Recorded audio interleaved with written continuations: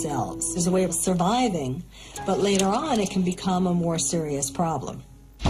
In 1978, the strength of Michael's psyche would be tested. Soon he'd be on a plane back to LA, back to his old room, his old life, and the same old father, Joe.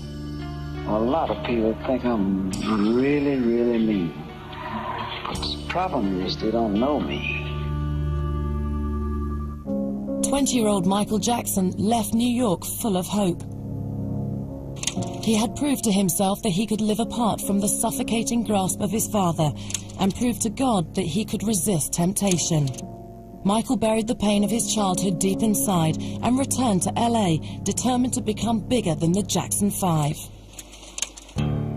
He had become a man. This was the cat who was running the show.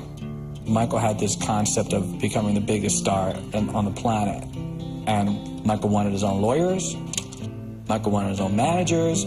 Michael wanted his own record deal. We're honoring Michael tonight for the phenomenal success he enjoys around the world.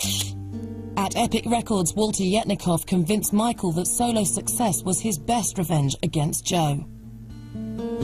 He once said to me, you know, I've accomplished a lot. And my father has never told me that he's proud of me. And I became daddy. And I said, come here, Michael, let me give you a hug. And let me tell you how proud everyone in the pop music field is of you. And the fact is, you are the #1 pop star in the entire world. By 1980, Michael's Off the Wall album had made him millions. He used his fortune to buy Havenhurst, the Jacksons' mansion.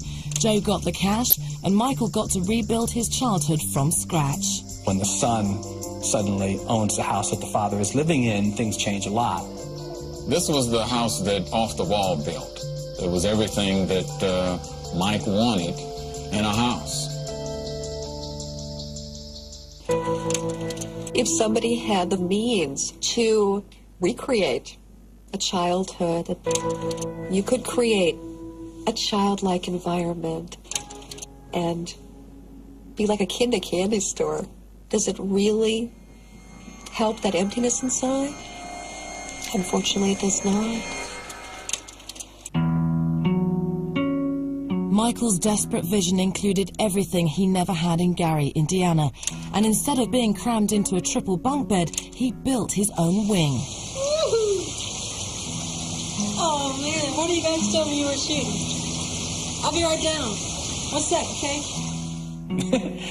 It was always a lot of fun going up there, though, because you never knew what you're going to see. You never knew what, wacky Disney character was going to maybe meet you at the gate. If the first step in Michael's delusional spending spree was to create a dream version of 2300 Jackson Street, the next was to fill it with the playmates he was denied as a child. Cameraman Steve Howell took these rare home movies of Michael's new best friends. All of a sudden, these 3 vans drive up, and next thing you know, there's the 7 dwarfs, like you would see at Disneyland, are getting out of the van, and they frolic into his house. At that time, I'm going, this is too wild. The water fountain that's in front of his house is actually his wishing well. So they all went out there and they were doing their little, wish. Michael always said, capture the magic. So I was capturing the magic on film. As a child, Michael shared pets with his siblings, but in his reinvented youth, Mike populated his suburban palace with a Noah's Ark all of his own. Everything went upscale, man. You went from having a regular old German Shepherd to having an exotic chimp hanging around the joint that wore clothes. Mr. Tibbs was the ram. Louis the llama. He's a charming, sweet animal. Say hi, Louis. Let him see your beautiful ears. You would see giraffes, and the neighbors were always very upset because it smelled bad up there. It did. It's not a zoo. It's somebody's home and Encino. With his millions, Michael could finally buy Katherine Jackson the happiness he thought she deserved.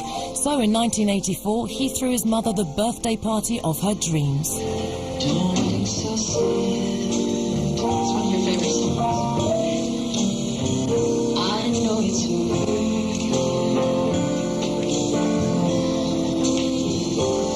when life goes on.